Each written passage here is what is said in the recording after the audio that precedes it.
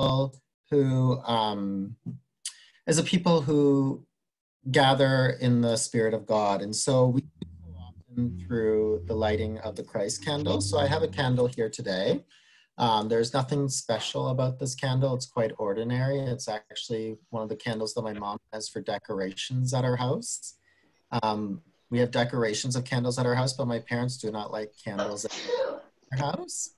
So my mom has sort of been a little bit perturbed because I have used her decorating candle since I've been back here, but we like that, reminding ourselves that we come in the light of the one who taught us that they were the light and the way, and we share in community in that light.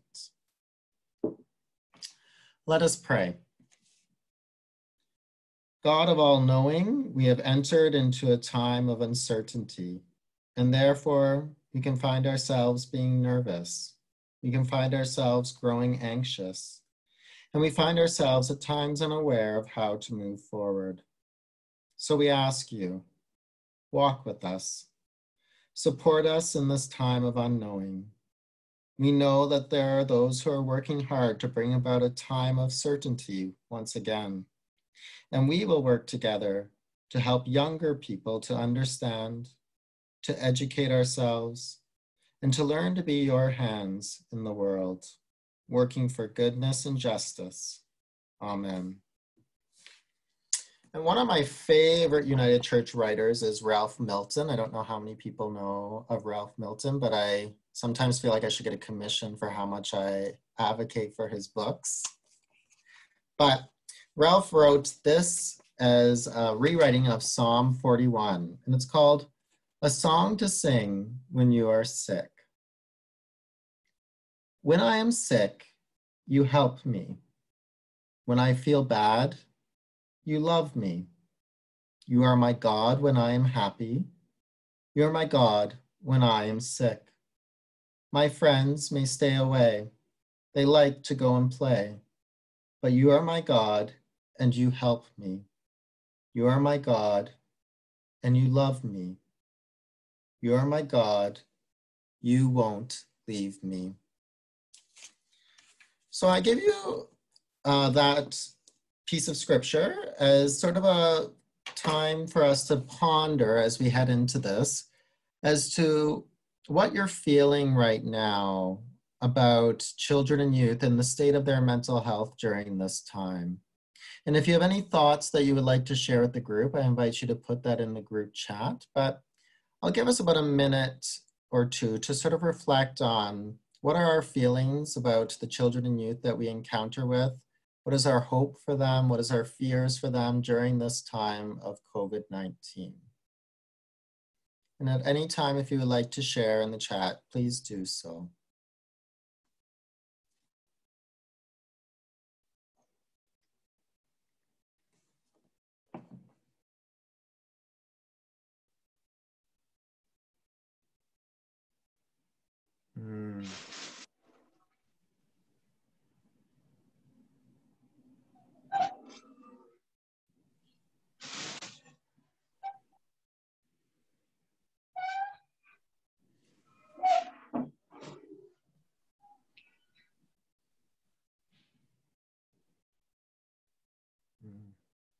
I know in our congregation, there's a number of young people who are about to graduate high school, and they're quite sad about not having the, it's one of the few rituals that we have in our society for young people, and they're kind of sad that they're not having those rituals and that social gathering that happens around graduation. Thank you for that, Brenda. And we see that in quite a few people have written that in here, that idea of those milestones being missed.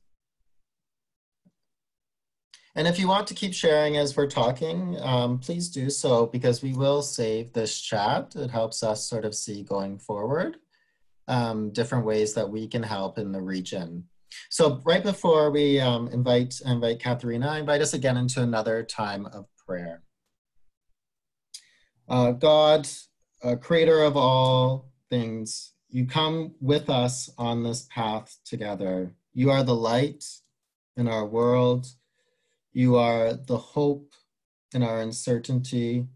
And you remind us of the possibilities when we work together, when we care together, and when we grow together. Amen. It is now my pleasure to welcome Katharina Manassis. Katharina is a retired psychotherapist, but she was the founder of the anxiety program department, the anxiety wing. I'm not, Katharina will explain it more, of Sick Kids Hospital in downtown Toronto. She's the author of many books. Many of them I've actually read working in youth and children's ministry. One is always right near me here on my shelf, Developing Empathy. It's one of my favorite books. And Katharina is a member of St. Mark's United Church in Scarborough. And so it is my pleasure to welcome Katharina, and thank you so much for doing this. Well, thank you for inviting me. I thought I would talk for about 20 minutes about some general ideas that might be helpful working with our children in this time of that Jeffrey has aptly referred to as this time of uncertainty. What I'm going to say will be kind of general because every child is unique, and you know your own particular children better than anyone. So I'm hoping that during the discussion period, we can answer some more specific questions about situations you may be dealing with. But I'd like to make a few general comments to start. And I think for me, the two things I'm going to focus on, mainly it's how to support children in this unusual time. But then at the end, also a little bit on red flags to look for that might indicate that the child needs more professional help rather than only support. So when I'm talking about what is helpful for children, I think the first thing to be aware of is children are much more dependent on their environment than we are as adults. As adults, we have a lot more autonomy. Children are more dependent on the environment, and right now that environment is mostly the home environment because they're not allowed to go anywhere else. So that puts a little bit of a burden on families to make that environment as reassuring and stable and caring and safe as possible. And I am going to refer to some notes here because I haven't memorized all of this, but forgive me for that. So when we're trying to create that supportive environment that's ideal for mental health, three things I think that can help. Communication and listening to children, putting ourselves in the child's shoes, so having some empathy for the child's position, and keeping our own anxieties in check. And I'd like to talk about each of those in turn. So first of all, with communication, I think some of this is pretty obvious, but we want to keep the language simple, appropriate to the child's development. We want to keep the questions open, like, what do you think about this? Rather than leading questions like, aren't you worried about that? Or aren't you worried about this? There may be something completely different going on in the child's mind. So a gentle curiosity about what's really going on.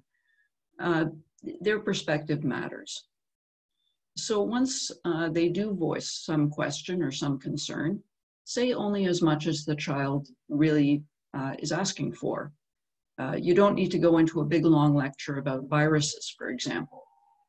For a 5-year-old, an honest answer with some reassurance is usually the best. So something like, if they're asking about COVID, it is a serious illness, but there's lots of things we can do to stay safe.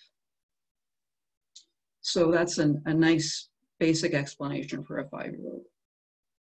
For a teen or an older child, you might use more sophisticated language and you might not have all the answers. That's okay. Offer to look up the answers together, because that may be it's good for the relationship, and it's also reassuring to know that, that someone's taking your concerns seriously. With teens, in my practice, I always found that sometimes the direct approach was not the best. With teens, sometimes while you're folding laundry together, or while you're raking the garden together, may be a better time to casually talk about things than looking them straight in the eye and asking them how they're feeling. That sometimes climbs them right up. So, so you have to be careful not to be too intrusive with teens, in other words. Again, much of this is fairly obvious, but just emphasizing that the more helpful communication can be, the better.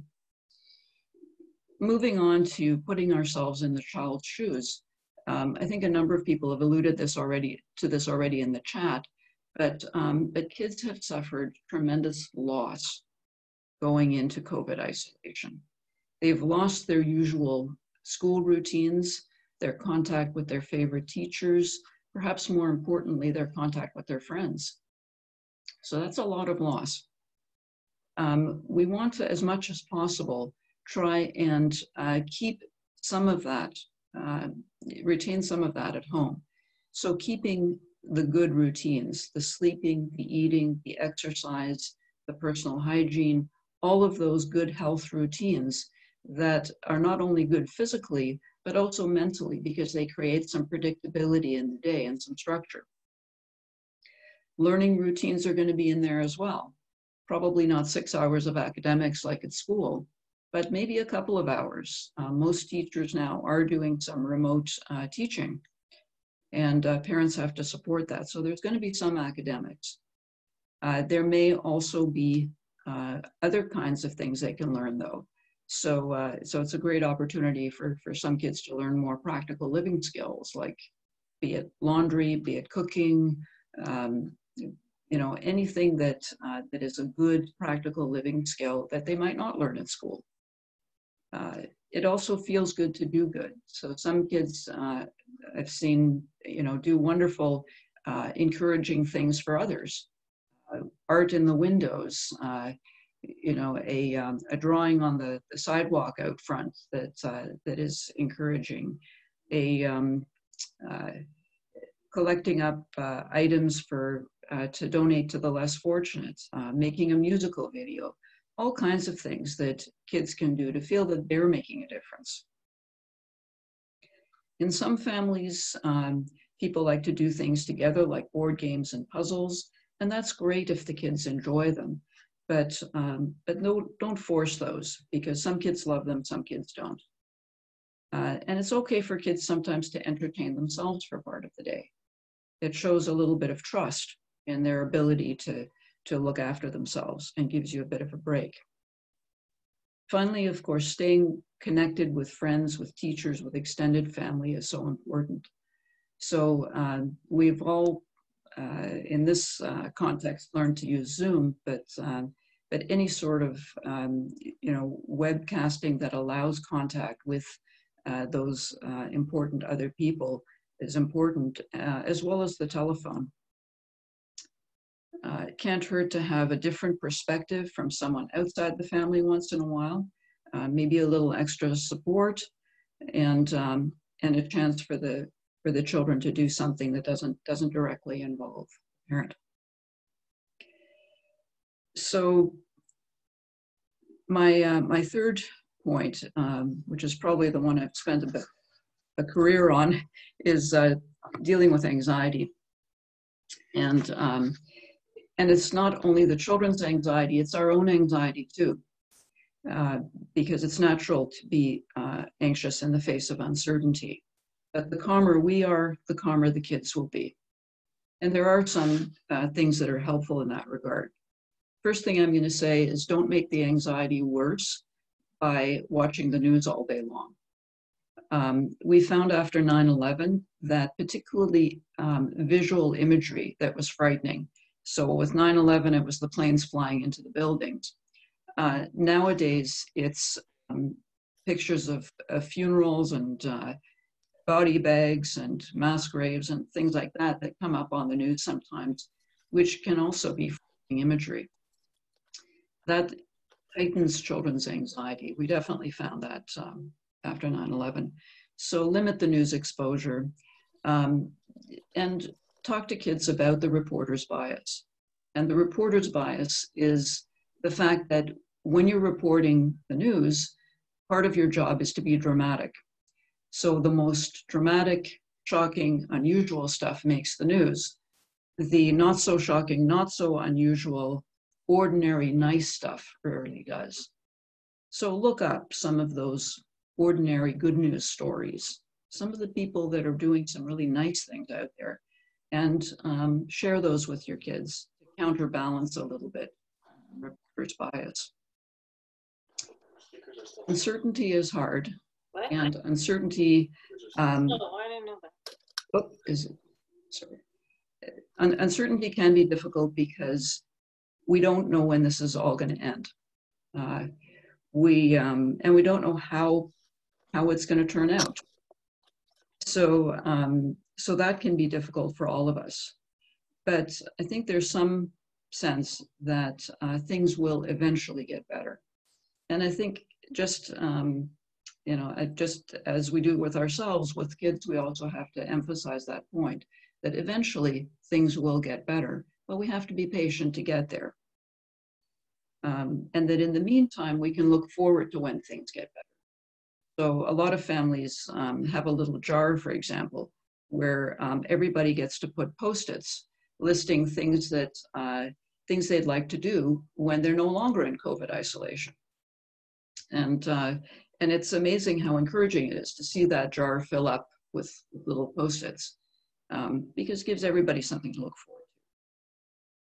Similarly, it's important to be honest about the scary aspects of what's going on, but also that there's things we can do to reduce our risk. So just like if you're street-proofing a child, for example, you emphasize what they can do to reduce their risk. In this situation too, you talk less about the awful things that are going to happen to you if you don't follow the rules, and more about, how following the rules really can keep you safe. It's a good way of encouraging those habits of hand washing, social distancing, and so forth. But it also reduces anxiety to know that there's something you can do to reduce your risk.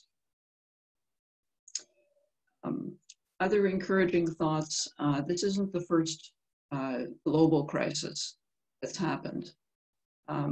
Children need only talk to their grandparents who have lived through much of the 20th century to know that difficult times have happened before on a global scale.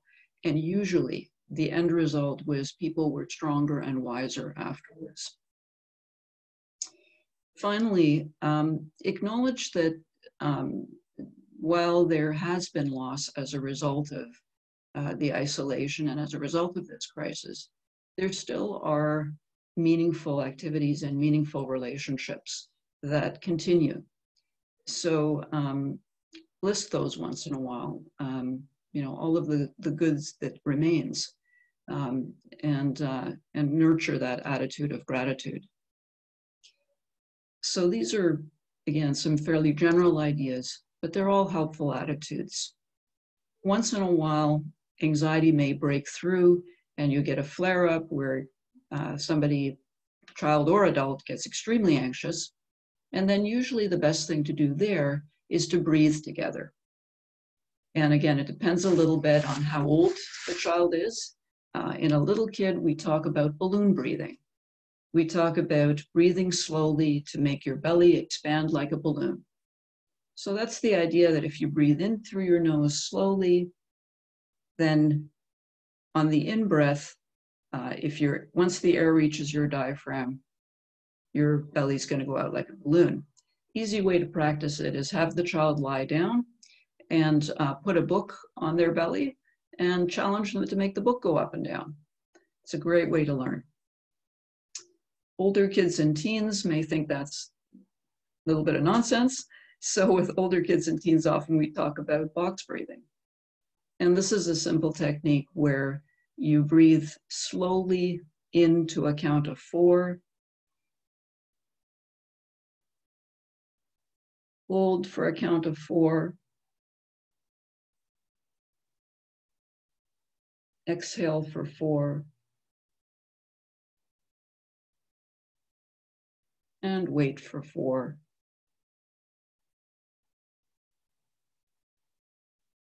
And the 4 phases represent 4 sides of a box, hence box breathing.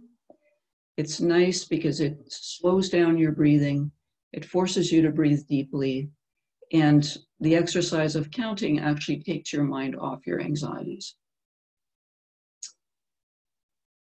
So really worth doing if anxiety is starting to flare. If it doesn't work right away, again, it's not the end of the world, because in children, anxiety always passes and is never truly dangerous on a physical level. So if you hang in there, it will pass. And as you calm down, they will calm down too. So with that whirlwind tour through mental health and anxiety, just a final word on some red flags to look for. As I've alluded to, a certain amount of anxiety, sadness about loss or irritability, or even misbehavior can be expected in this time of unusual isolation. But when those things get extreme, that's where it's more likely that there might be some professional help needed. And that's especially true if children have pre-existing mental health conditions that may be exacerbated by the current situation. So for example, you might see a child who's so anxious that they can't sleep at night, or a child that's not just irritable, but getting aggressive enough that they're actually scary to other family members, or a teen who's not just sad or mopey, but starting to look depressed, withdrawn from their family, unable to focus, unable to enjoy things that they're still allowed to do, showing changes in eating or sleeping, maybe talking about feeling useless or feeling hopeless. Those are some red flags that somebody might be getting depressed. And everybody's allowed to have a bad day once in a while. So if this comes up a day or two here and there, probably not such a big deal. We're more concerned if that set of symptoms persists for weeks at a time. So if it's getting to be weeks rather than a couple days, it's worth looking for some extra help. And how do you get that help? Well, if there's a previous mental health history, then it's best to reconnect with the most recent mental health provider, because that person already has the background and is going to be in a good position to do something helpful quickly. If there's no previous mental health contact, then it depends on how urgent things are. If you see someone deteriorating and you're worried that they need help quickly, a crisis line like Kids Help Phone or another crisis line, or even phoning the hospital, may be indicated. But if it's not so urgent, if it's just, if it's something that can wait a few days but is really difficult and challenging, sometimes talking to the family doctor who may be aware of mental health professionals in your community, or talking to the mental health department at your local hospital. Again, looking for professionals in the community may be helpful. For those who happen to live in Scarborough or in Pickering, I have a website which lists mental health providers in that area. And it also includes a PDF of one of my books on childhood anxiety. So, so hopefully with that, you can sort of tell when things maybe need a little more attention and how to look for that. Remembering, however, that most kids are going to get through this quite well if we remain calm, if we remain supportive and patient, and I'll, work with them along the lines that I've talked about. In summary, there's a lot of things we can do to help children stay safe, and feel mentally well in the face of this challenge. And the more you believe that, the more the kids will believe that. Thank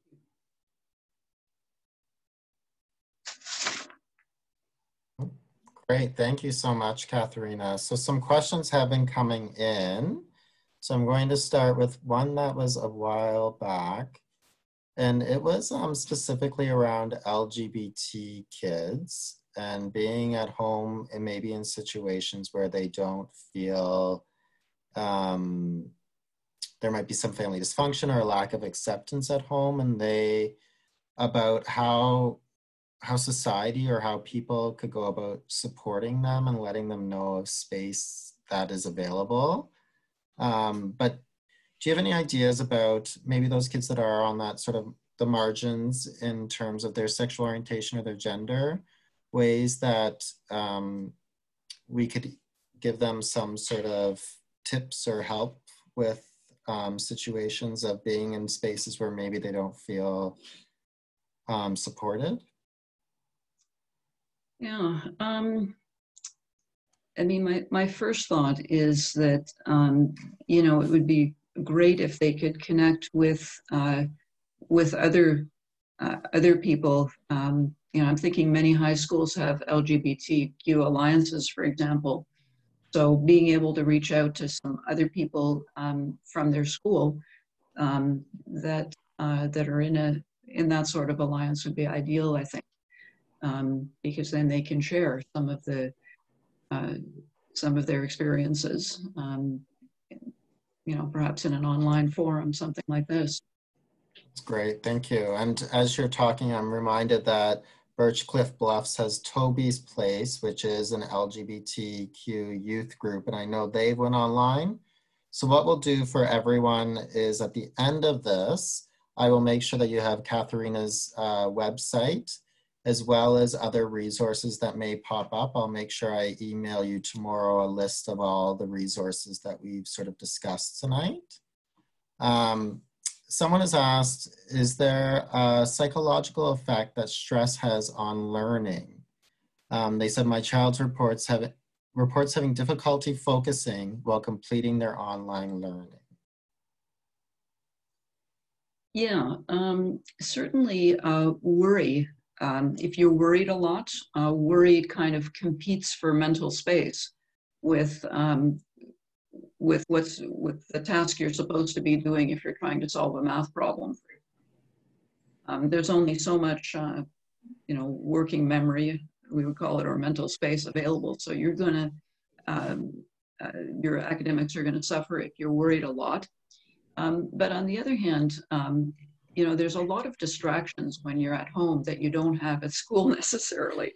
So sometimes it's not so much the worry even as just the fact that the environment, you may have siblings around, you may have other distractions around the house. So it may not be as conducive to focusing on learning. And again, as I mentioned with the routines earlier, you may need to set aside certain hours of the day for learning so that it does become more of a habit, and that's the time of day when you have to focus. And then you're more likely to do it than if it's a different time and a different place all the time. That's great. Something that actually came up, if people want to start sharing any questions they have in the chat, that would be great as they come up. But something that came up for me that I wondered about is, with kids having a lot of access to social media and to, just to devices themselves, they have a lot of access to different information that exists out there. Is there, I don't want to say a website, but is there a pathway to learning about COVID-19 that you would most strongly suggest we get information from? I think that it's good to start with government websites or the CDC website, or the World Health Organization. I mean, the people who really are the experts is where you want to start. Now, I'm sure that those aren't the most entertaining websites for kids, but I think looking at some of those more official kinds of sites and being clear about some of the information and some of the misinformation may allow you to help the kids do some critical thinking when they see something on Facebook, for example, that may or may not be true. Right. Okay. Somebody has asked this question. I already know the answer to this one, but I'll just let you answer it anyway. And that was about if you have ability yourself to work with families in their congregation and can they claim your services through insurance? So if you just want to give a disclaimer that you gave me before, that'll answer that question. Yeah, so I am retired, and as part of my retirement, I gave up my medical license. So I'm no longer in a position to offer psychotherapy or services of a medical nature to families or to children. What I have left, though, is the information on the website, which summarizes most of what I've learned in my career. So certainly you can have a look there. And as I said, there are lots of good providers of mental health services in the community. And again, it's worth checking with your family doctor, your local hospital, if you can connect with them. Somebody has shared about they're worried about video game addiction and the amount of time that's being spent with video games. And so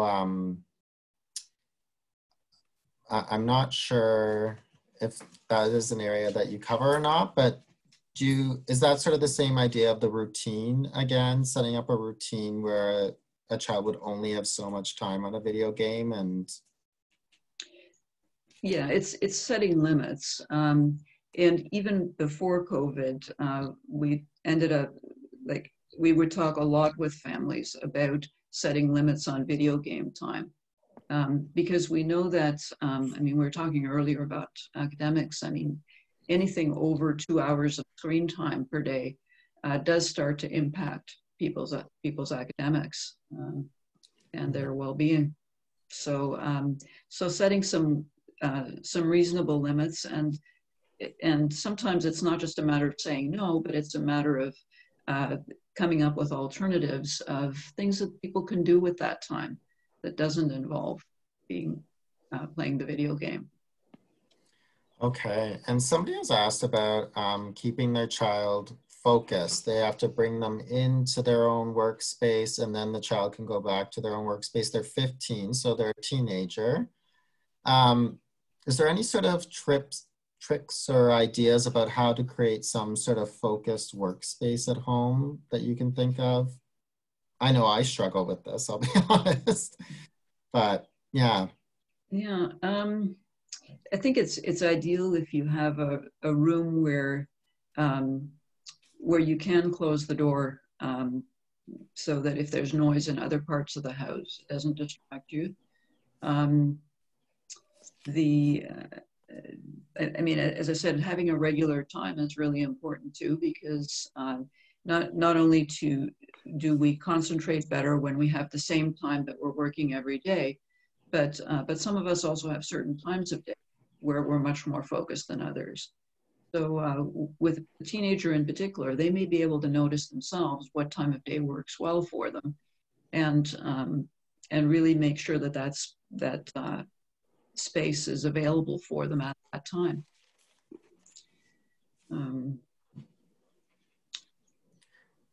What else? Again, I think with a teen, you want to get them thinking a little bit too about, when school was on, what helped them focus, what helped them get their work done and study for their exam. Like that. Somebody has asked about youth emotions and becoming aggressive. Now, I know you talked a little bit about misbehavior. What is sort of your recommendation for how to handle misbehavior during this time? of youth and children, and recognizing the emotionalness of this type of situation? Yeah, I think it depends a lot on the age of the child or youth.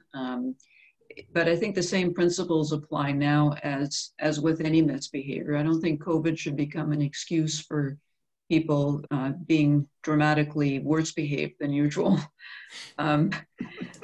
You know, I think with little kids, it's fair enough to time them out and to use, I mean, I refer to this on my website, but there's an old 30-year-old program called 1-2-3 Magic that we used to use all the time at the kids, which is really just the idea of giving a couple of warnings, and then if the child doesn't settle down, giving them a few minutes alone, or if they won't go to their room, then a few minutes on a chair separately, or some way of just withdrawing attention from them for 5 minutes until the behavior settles down. It's not so much intended to punish as it is just to withdraw attention, because we know that's what decreases the misbehavior. So so that's with younger kids. Teenagers, you can't time out very well. So there you have to look at well, I think the you know, the ABCs of behavior are anticipated if you can. So if you know that there's a situation where they're headed for trouble, like they're always irritable 5 minutes before dinner, for example, then you know, be prepared for that, and remind them that, you know, dinner is coming. So if you can anticipate it, nip it in the bud. If you can't anticipate it, then you know, have a calm but consistent consequence. So you know, I know that privileges are limited in this time of COVID, but there's still, you know, some things that you can earn or not earn by towing the line and helping out other people in the family by, you know, by following the rules. So so again, calmly, consistently setting some limits, and having some positives for towing the line, and some loss of privileges for not. These are the old behavioral rules that we've always talked about with kids, but I think in this time of COVID, it's particularly challenging because people are so close together that people get annoyed with each other. Which reminds me, regardless of age group, if there's an option for people to get out for a walk, get away from each other even briefly, that's really a nice thing to include in the routine, because most people, when they're together 24/7, get on each other's nerves to some extent. My parents and I are experiencing that right now, I'll be honest, and I am an adult child of theirs. Something that has been wondered about is many of us work in the church, so we're not in the family home. So what are some ways that we can engage with kids who are at a distance from us? What are some of the best ways for us to engage with them, to help them through this time, to support them? Is there a way that we can do that when they do reach out? Yeah, well, I think some youth groups, for example, or Sunday school groups have continued to connect through Zoom or similar means. Sometimes also, if you have a kid who's a little bit isolated, and you know, as an adult in the church, you're a bit of a mentor to them, having a one-to-one telephone or Zoom conversation with them may be nice. I arranged that myself for my son actually a while back, with somebody in the church, because yeah, some kids are more isolated than others.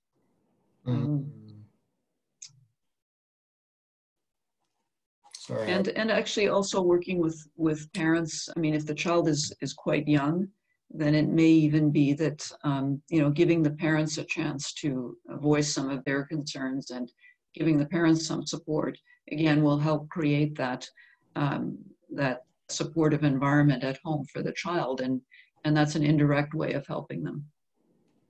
That's great. Somebody has shared that their kids are receiving snail mail from a church and they love it. So it's quite interesting that we're sort of returning back to the tangible type of connection. I like that. Yeah, that's great.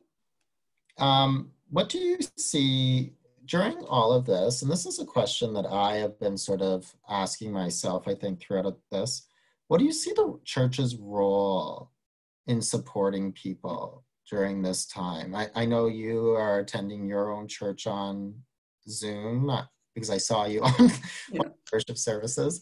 But what do you see the church's role as a space during this time of uncertainty? I think there are really nice opportunities for group support. As you say, not only services, but coffee hours, Bible studies, you know, even some of the teams or committees can meet by Zoom. I think, you know, all of the group activities can carry on in this medium. Individually, I think people vary in how much support they need. I know most ministers are experiencing a high degree of pastoral care work these days. So they're being kept quite busy with that. At the same time, I think that I think one person can't do it all. So having pastoral care teams that where each person on the team contacts a certain number of people on a regular basis is really helpful. So if somebody has, you know, a consistent person from the church, doesn't have to be the minister that they can talk to, then I think that that can be very supportive. Some churches are also providing more tangible support, particularly for the more isolated seniors. They're bringing them groceries and helping them in those ways. That's good. I was about to say something about that. Yeah, one of the things that I sort of also wondered about around this was about where ministry personnel should reach out to. So if ministry personnel is encountering a mental health sort of need that is beyond their capacity, who would you recommend that they reach out to support them in giving support to people?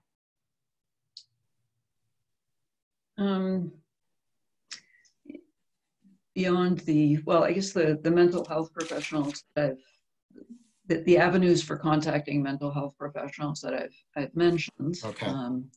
Certainly would be helpful. But also, you know, ministers may need some support themselves because it's a high time. So I'm thinking also reaching out to colleagues for their own support. Yeah. That's great. I'm just checking to see if anybody has any last minute questions or any more questions. If you just want to type them in the chat, that would be great. There's several things here I'm going to do. I know that for sure. I'm now going to start to box breathe much more. I never even knew about that before, but it makes complete sense to me.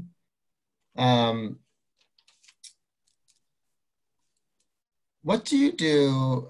I guess one of the other things that I wondered about is, what do you do when it just, you're sort of feeling like it's all been so overloading and there isn't much else you can do? You're sort of at the end of your string and maybe your kids are at home, well, your kids are at home all day. How would you go about supporting a parent who just feels like they can't do it anymore? Yeah. I think I mean, first of all, to give themselves a break, that, you know, particularly if there's multiple small children at home, you know, maybe nobody can do it all. And maybe it's okay if you're feeling overwhelmed and you can't come up with creative things for them to do anymore, to plop them in front of the TV for an hour and take a bath, and look after yourself. Also, most people, even in this time, have still have some contact with friends. So if the parent has some friends, they may not be able to have coffee with them, but they may be able to talk to them on the phone. Again, they may be able to get some adults, supportive adults that they can talk to themselves. Great, thank you. I think that's a great place for us to sort of bookmark this with, is the reminder that personal self-care is okay, and it's not a bad thing to want to take time to care for yourself. So I want to end by thanking you so much, Katharina, for taking this time out this evening to share all your information and to answer all of our questions. Again, I will make sure that Katharina's website is shared with all of you. If people want to now, as we sort of move into our closing, if you want the information, please put your email address into the chat.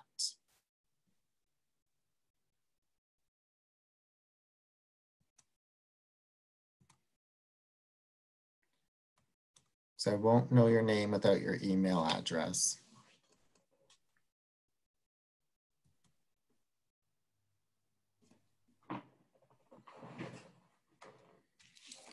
Great.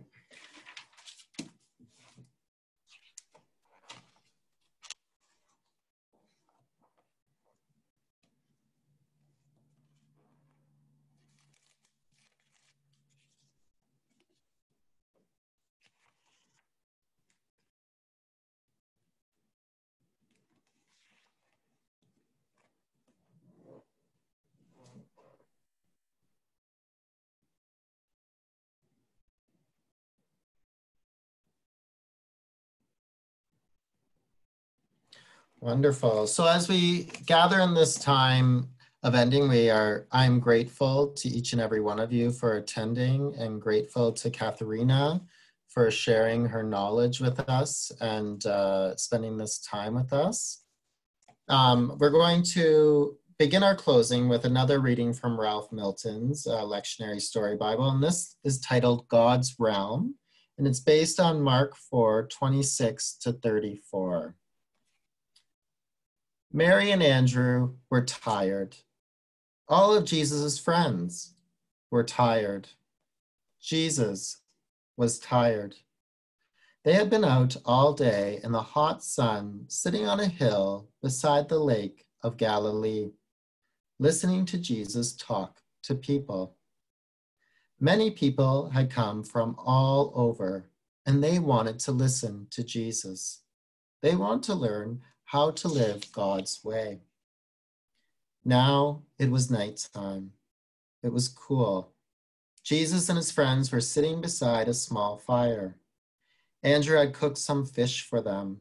They were still tired, but they all felt a little better after eating. I hope you get a good night's sleep tonight, Jesus, said Mary. You were talking to people all day long. Yes, I am tired, said Jesus. But those people really wanted to learn. They wanted to know about God's love. They wanted to know about God's realm, God's kingdom. They wondered if they really understood what I was saying to them, and I wondered that too. I don't think I really understood, said Andrew. Me neither, said Mary. Then she was sorry she said that, because Jesus looked up at the stars. She could see how very tired he was.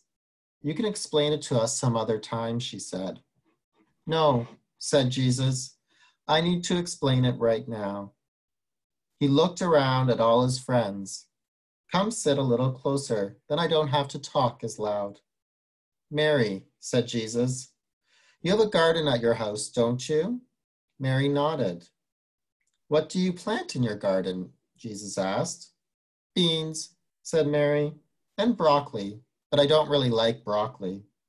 Jesus smiled. When you plant the beans in the ground, after a while they grow.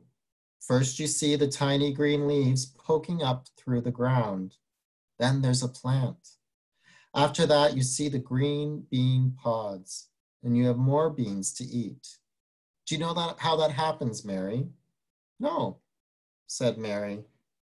How about the rest of you? Jesus looked around at his friends. Andrew, Susanna, Peter, do you know how that happens? They all shook their heads. They didn't know. Well, that's how it is with God's realm, said Jesus. It doesn't happen all at once. It happens bit by bit. You don't know how it's happening, but there it is. God's realm grows inside you and all around you. I think I get it, said Susanna. When we hear the stories you tell, when we hear other people talking about God's way, when we try to be kind and loving, God's realm's just growing inside us. Yes, said Jesus. And here's something else. Jesus pointed to a small bush that was growing nearby. Do you know what kind of bush that is? Sure, said Peter. That's a mustard plant. How big is a mustard seed, Peter? Asked Jesus. It's really tiny, said Peter. It's so small you can hardly see it. That tiny, tiny seed grows into a nice bush. It's almost big enough for birds to build their nest in it. Isn't it amazing? I get it, said Peter.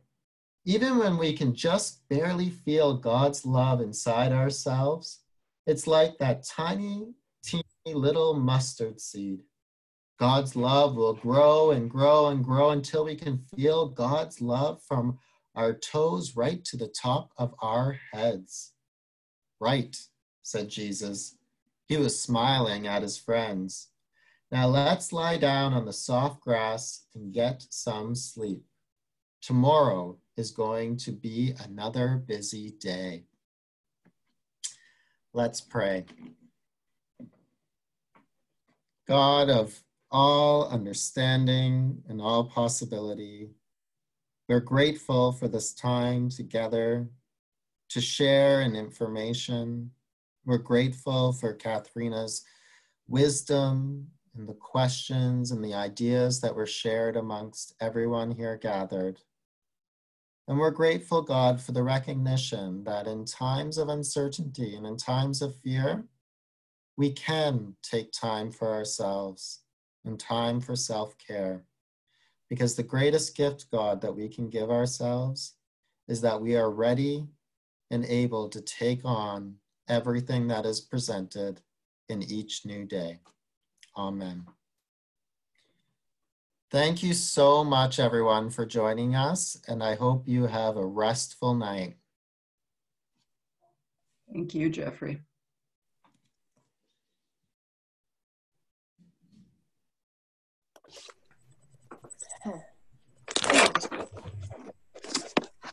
I unmuted everyone so you can say goodbye as you go if you like. Bye. Thank you.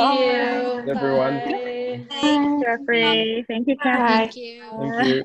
Thank you. Thank you so much, Bye. Katharina and Jeffrey. Thank you. Thank you. Thank you so much, Thank Jeffrey. you. Okay. Here we go. Wonderful. Nice seeing you all. Bye now. Bye. Thank you. Bye-bye. Bye. Bye.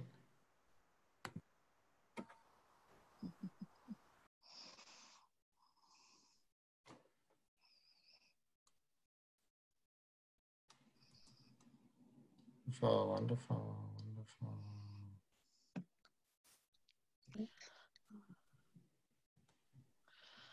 So I want to save that chat. Jeffrey, what was the name of the book? Oh, it's Ralph Milton's. I will send that out when I send out the email. It's a Lectionary Bible, and I'll send out, I have it all saved where you can buy it and everything. Okay, thank you. Lectionary Story Bible.